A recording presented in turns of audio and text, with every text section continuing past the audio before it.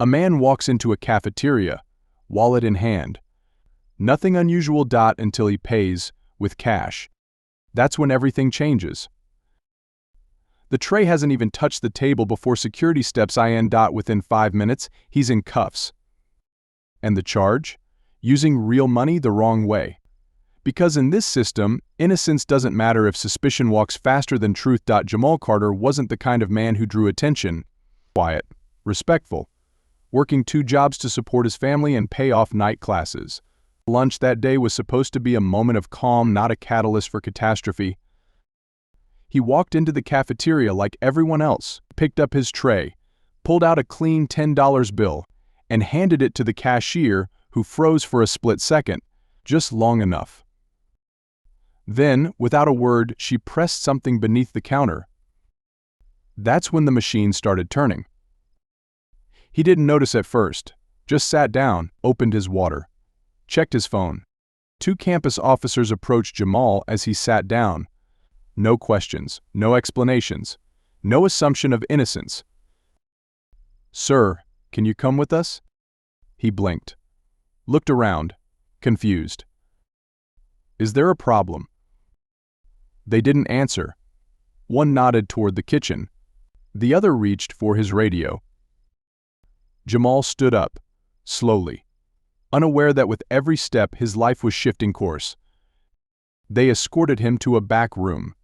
Neutral walls, fluorescent lighting, and on the table that same $10 bill. "We believe this bill may be counterfeit," one said. "It matches a report from earlier today." Jamal's jaw clenched. "I just withdrew that from an ATM yesterday. It's real." They exchanged looks, wrote notes, didn't respond. Campus security called the city police. The officer didn't hesitate. Within an hour, Jamal was in the back of a cruiser. He hadn't resisted, hadn't yelled, hadn't even finished his lunch.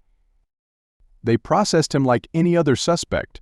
Mugshot, fingerprints, cold bench, metal door slamming shut. 1 bill, 1 accusation, 1 man lost in the shuffle. He kept repeating the same line, "It's real money." But no one was listening. The media loves a scandal, and when you don't have one, you make one. Man detained for fake bills in campus cafeteria. Suspect busted in lunch counterfeit ring. Jamal's name trended for all the wrong reasons. Social media made him a villain. Comment sections exploded with speculation. Probably not the first time he's done this. Why even use cash anymore unless you're hiding something? Nobody knew him, nobody asked. His inbox filled with threats. His job never called him back. His mother cried for days. And still he hadn't even been formally charged. 3 weeks later, Jamal entered the courtroom. The air was cold. The walls tall and indifferent. His suit was borrowed. His lawyer was state-appointed and overwhelmed. She leaned over. "They're offering a plea. Shy. Probation. No jail time." He looked at her. "But I didn't do anything." "If we fight it and lose, you could get 2 years. Just take the deal." He didn't take it. He believed the truth still had weight. He didn't know it was feather light in a courtroom built on assumptions. The prosecutor stood tall, confident, certain. He spoke of patterns, of intentions, or of a supposed string of fake bills found in nearby vending machines. He showed footage, blurry, distant, the face not even clear. But he said, "Ladies and gentlemen, it's about motive, about consistency, and about the fact that Mr. Carter just happened to be in the wrong place at the right time, for himself." They brought up his neighborhood, the way he looked, the way he paid. Nothing illegal, everything implied. His attorney did what she could. She brought an ATM receipt, surveillance footage from the bank, testimony from the teller. The bill was legitimate. It came from a federal machine less than 24 hours before. They hired a forensic currency expert.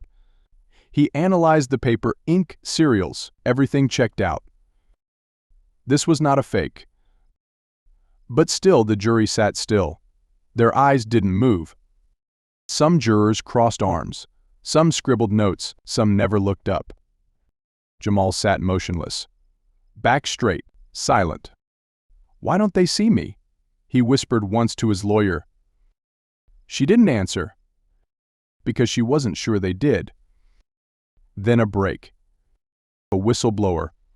A cafeteria employee anonymously submitted security footage the school hadn't turned over. In it, the cashier, the one who accused Jamal, was seen pulling a bill from her own pocket. She slid it into the register drawer after Jamal walked away. That bill, the one the police tested, was hers, not his. Shock. Even the judge was stunned. Given this new evidence, the charges are dismissed. No apology, no statement. Just a bang of the gavel. The prosecutor packed his briefcase. The jurors stood and filed out. Jamal sat still. Jamal walked out free, but not the same. He had lost his job, his reputation, his sense of safety. His bank closed his account for precautionary reasons. His neighbors looked at him differently. He applied to over 40 jobs, heard back from 2. He saw a therapist every week, still does. Because every time he sees a uniform, his chest tightens. Every time he pays in cash, his hands sweat. He kept the $10 bill, framed it, as a reminder of how fragile truth can be. This story is fictional and created for educational and awareness purposes only.